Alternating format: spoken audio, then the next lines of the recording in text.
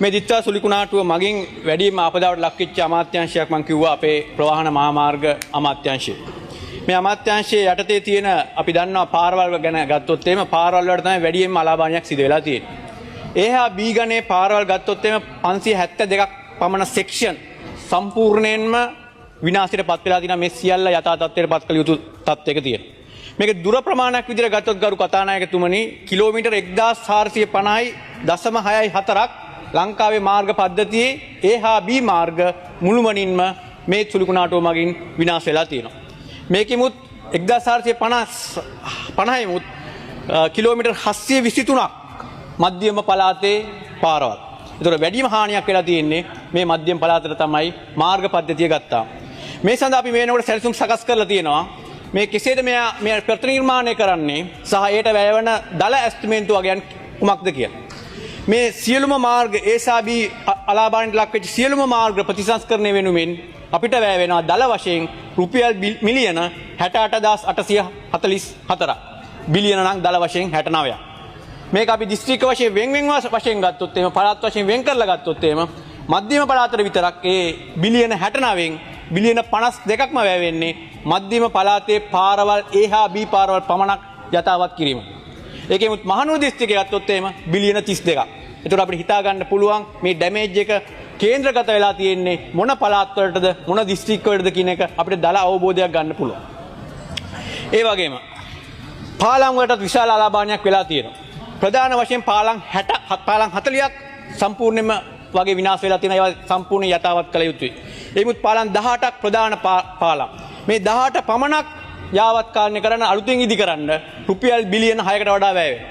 මේ විදිහට ගත්තාම ගරු කතානායකතුමනි මේ වෙච්ච ඩැමේජ් එක දල අස්තමේන්තු වශයෙන් ගත්තොත් එහෙම මාර්ග පද්ධතියේ විතරක් වෙච්ච අලාභාණිය රුපියල් බිලියන 75ක් මිලියන 7000 බිලියන 75ක් දල වශයෙන් අස්තමේන්තු ගත වෙලා තියෙනවා. මේ අපි මුදල් වලින් වෙන් කළ යුතු මුදල් ප්‍රමාණය. ඒ වගේම දැන් අපි මේක මෙච්චර කාලයක් අපි පාරවල් ප්‍රවාහනය හැදුවේ කන්ද කපනවා පාර හදනවා කාපට් කරනවා. හැබැයි සොයිල් ප්‍රොටෙක්ෂන් එකක් උඩ පැත්තෙන් කන්ද කඩන් යෑමක්වත් පල්ලෙහා පැත්තෙන් කඩාගෙන යෑමක්වත් අපි ගැන හිතුවේ නැහැ. ඒක ආරක්ෂා කිරීමට වැය කළේ නැහැ. නමුත් අපි ඉදිරියට හදන සැලසුම් වලදී ඒකත් එක්ක අතුලත් කළා තමයි අපි නිර්මාණය කළ යුත්තේ.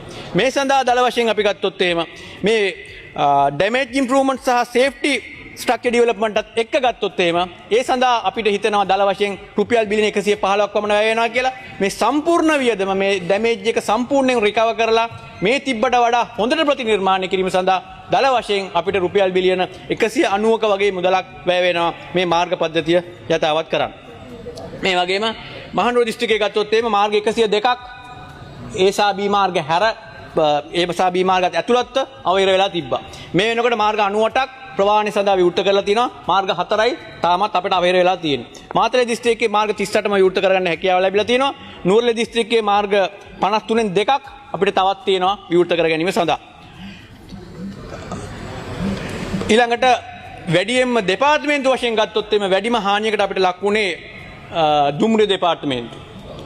දුම්රිය දෙපාර්තමේන්තුවේ තුනෙන් එකක් විතර තමයි අපිට දුම්රිය ධාවනය කිරීමට හැකියාව තියෙන්නේ මාර්ග පද්ධතිය. ප්‍රධාන වශයෙන්ම ප්‍රධාන නායම් සහ දුම්රිය මාර්ග වලට ගල් පෙරලීම් 91ක් විතර වාර්තා වුණා අපිට. විශාල වශයෙන් දුම්රිය මාර්ගයේ පාදම කඩාගෙන යාම 73ක් වාර්තා වුණා. බෝකුසා පාලම් 38ක් සම්පූර්ණ විනාශ වුණා. ගස් කඩා වැටීම් 149ක් වාර්තා වෙලා දුම්රිය මාර්ග අවහිර වුණා. ඒ වගේම සුළු වශයෙන් දුම්රිය මාර්ගය සහ පාදම විනාශ වූ ස්ථාන 177ක් තියෙනවා. ඒ වගේම දුම්රිය ස්ථානවල සිදු වූ හානි වෙනම ස්ථානවල කියන්නේ මේ ස්ටේෂන් වල තිබ්බ හානි 27ක් වාර්තා වෙනවා. ඉතින් බලන කඩු ගන්නාව ගත්තොත් මේ මේන් සෙක්ෂන් එක ඒක ප්‍රධාන වශයෙන් සම්පූර්ණයෙන්ම හානි වෙලා තියෙනවා. උඩ රේල් පාර විතරයි ඉතුරුලා තියෙන්නේ. ගම්පල නාවල්පිටිය දුම්රිය මාර්ගයත් ඒ ආකාරයෙන්මයි. වත්තේගේ මුකුවෙල මාර්ගයත් ඒ ආකාරයෙන්මයි. බෙරගල කොටගල අඹේවල කෑල්ලත් ඒ ආකාරයෙන්මයි. ඒ කෑලි හතර ප්‍රධාන වශයෙන්ම අපිට වැඩි වියදමක් දාලා ප්‍රතිනිර්මාණය කරන්න සිදු වෙලා තියෙනවා. මේ වෙනකොට ගරු කතානායකතුමනි 2025 12 19 වෙනකොට අපි ත්‍රිකුණාමලයේ මාර්ගයේ මුළුමනින්ම විවෘත කරලා තියෙනවා. දුම්රිය මාර්ගය ප්‍රීමසා තෙල් දුම්රිය හරහා අරගෙනීම අපි ආරම්භ කරා 19 වෙනකොට අපි පටන් ගන්නවා. ඊළඟට හෙට 20 වෙනකොට අනිද්දා වෙනකොට අපි බදුල්ල ඉඳලා අඹේපුස්ස දක්වා සෙක්ෂන් එක ඕපන් කරනවා.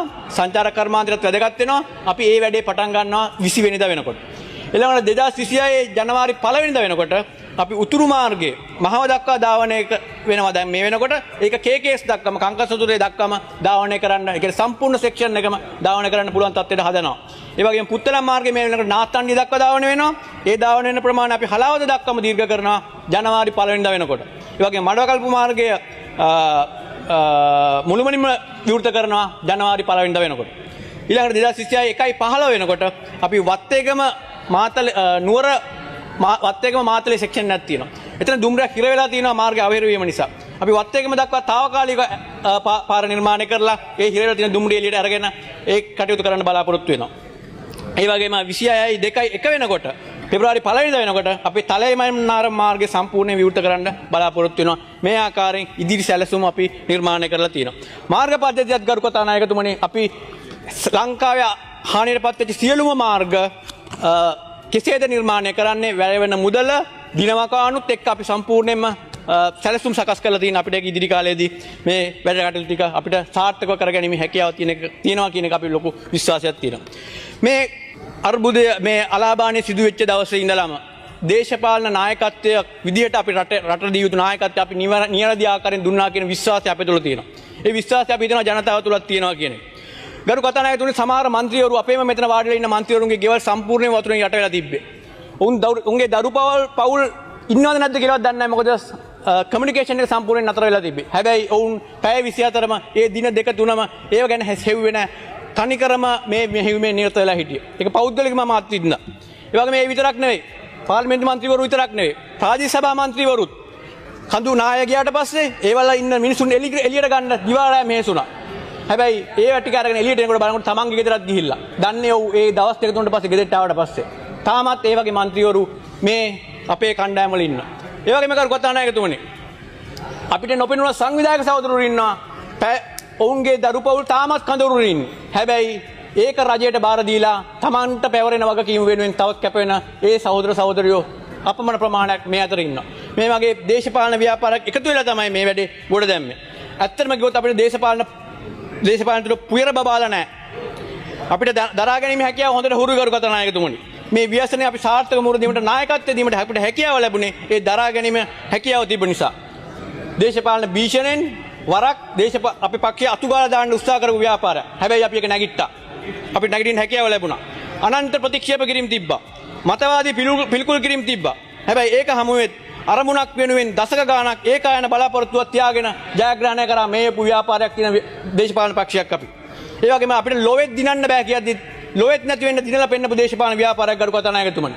ඒ හැකියාව, ඒ අදිෂ්ඨානය, ඒ මොටිවේෂන් එක අපිට තියෙනවා.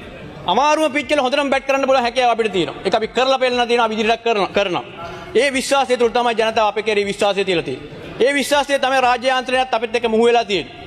ඒ නිසා තමයි කවදාවත් නැති විදිහට රාජ්‍ය යාන්ත්‍රණය සක්‍රිය වෙලා තියෙන්නේ. මේ මෙහෙයුම තුළදී. විදේශ ආධාර ගලන් එන්නේ ඒ නිසා. ලංකාවේ ඉන්න පුරවැසියන් ආධාර දෙන්නේ ඒ නිසා.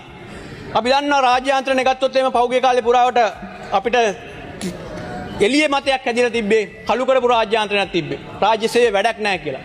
හැබැයි අපි දන්නා මේ පහුගිය කාලය තුල honorable member you have another 2 minutes. පහුගිය කාලය තුල රාජ්‍ය යාන්ත්‍රණය කෙසේද හැසිරුණේ කියලා. ඔවුන්ගේ දායකත්වය දුන්නේ කෙසේද කියලා. පෞද්ගලිකම අත්දැකීම් තියෙනවා. මහනුවර දිස්ත්‍රික්කය ගත්තොත් මම දන්නවා දිසාපතිතුමා පැය 48කට පස්සේ පැය දෙකක් නිදාගත්තේ. අතිරේක දිසාපතිවරුත් එහෙමයි. කාන්තාව පිරිමි කියලා වෙනසක් තිබ්බේ නැහැ. දන්නේ නැහැ දරු පවුලක් තිබ්බද කියලා, මිනිස්සෙක් ඉන්නවද කියලා දන්නේ නැහැ. ඔව් සම්පූර්ණයෙන් පැය 24 දින 3-4 එක දිගට ඒ අදාළ ස්ථාන රැඳිලා සිටීමේ තමන්ගේ රාජකාරියට එහා ගිය බාර දුර වගකීමක් ඉටු කරා. ඒ වගේම තමයි ප්‍රාදේශීය ලේකම්වරු. ඒ වගේම තමයි බිම ඉන්න ග්‍රාම සේවක නිලධාරීවරු. බහුතරයක් සංවර්ධන නිලධාරී තමන්ගේ රාජකාරී වපසරිය සීමාවෙන් එහාට ගිහිල්ලා මේ ආපදා තත්ත්වයේදී තමන්ගේ වගකීම ಜಾති වෙනුවෙන් ඉටු කරා. ඒ යාන්ත්‍රණය කෙරෙහි දැන් ජනතාව විශ්වාසය තබලා තියෙනවා. ඒ රාජ්‍ය යාන්ත්‍රණය මේ දේශපාලන අධිකාරිය කෙරෙහි විශ්වාසය තබලා තියෙනවා. අපි අවුරුද්දක් ඒගොල්ලොත් එක්ක ගනුදෙනු කරා. උනතරම් හැලහැප්පීම් තියෙන්නේ නැති. ආගියුමන්ට් ඕනතරම් තියෙන්නේ නැති. හැබැයි ඔවුන් අපව කියව ගත්තා කියන විශ්වාසය අප තුළ තියෙනවා. ජනතාවත් එදා අපිව ප්‍රතික්ෂේප කර ජනතාවත් අපිව කියවගෙන තියෙනවා. රාජ්‍ය යාන්ත්‍රණයත් ඒ විදිහට කියවගෙන තියෙනවා. ඒ වගේම ස්වේච්ඡාවෙන් මේ ආපදා කළමනාකරණයට එක්වෙච්ච බහුතර ජනතාවක් ඉන්නවා. පාරවල් හදන්න, කෝච්චි පාරවල් හදන්න, පැය 24න් දවස් 10න් කෝච්චි පාරවල් හදන්න බෑ අපිට. අපි ඒක හැදුවේ ඒ කැපවීම එක්ක, ඒ මිනිස්සුත් එක්ක, ඒ රාජ්‍ය යාන්ත්‍රණයත් එක්ක. ඒ ඒකාබද්ධ විත්ත යාන්ත්‍රණය තුල අපි විශ්වාස කරනවා මේ රට අපිට කොට දාන්න පුළුවන් කියන දැඩි විශ්වාසය තියෙනවා. අවුරුද්දක් තුල අප පිළිඹු කරපු මේ අදූෂිත බව අපේ ඒකායන අරමුණ අපි හිතනවා බහුතරයක් දේශපාලඥයන් ඒ වගේම බහුතරයක් රාජ්‍ය නිලධාරීන් ඒ වගේම බහුතරයක් ජනතාව වැළඳගත්තා කියන විශ්වාසය අප තුළ තියෙනවා. මේකත් එක්ක තමයි ඒකාබද්ධ වෙලා මේ කෙටි කාලය තුල මේ ආපදා තත්ත්වෙන් අපිට එළියට එන්න හැකියාව ලැබුණේ ගරු කතානායකතුමනි. මේ ඉදිරි සැලසුම් සකස් කරලා තියෙන්නේ. ඒ සැලසුමුත් එක්ක අපි විශ්වාස කරනවා ඉදිරි අවුරුද්ද දෙක ඇතුළත අපිට මේ වැඩෙන් ගොඩ දා ගන්න පුළුවන්. ඒ වගේම ගරු කතානායකතුමනි කවුරුත් හරි විශ්වාස කරන්න පුළුවන් මේ ආපදා තත්ත්වය නිසා අපිට 2026 අවුරුද්ද 2027 අවුරුද්දේ අපිට තියෙන සැලසුම් ඒ සැලසුම් ඔක්කොම පරක්කු වෙයි කියලා. Honorable member, your time is up. අවසන් කරනවා. හැබැයි ඒ සැලසුම් කිසිවක් අපි අතපසු කරන්නේ නැහැ. කිසිවක් අතපසු කරන්නේ නැහැ. ඒ සැලසුම් කළ ආකාරයටම සංවර්ධන වැඩ කටයුතු ඉදිරියට අරගෙන යනවා. මම කියන්න කැමතියි ගරු කතානායකතුමනි අපේ සැලසුම් කරගත්ත සැලසුම් සංවර්ධන කටයුතු සාමාන්‍ය ආකාරයෙන් කරගෙන යනවා. වැඩියෙන්ම ආපදාවට ලක් වෙච්ච මධ්‍යම පළාතේ මහනුවර දිස්ත්‍රික්කයෙන්ම හෙට සිට අපි ඒ සංවර්ධන වැඩ කටයුතු ආරම්භ කරනවා. ඒ සැලසුම් සහගත ආකාරයෙන්ම. බොහොම ස්තුතියි.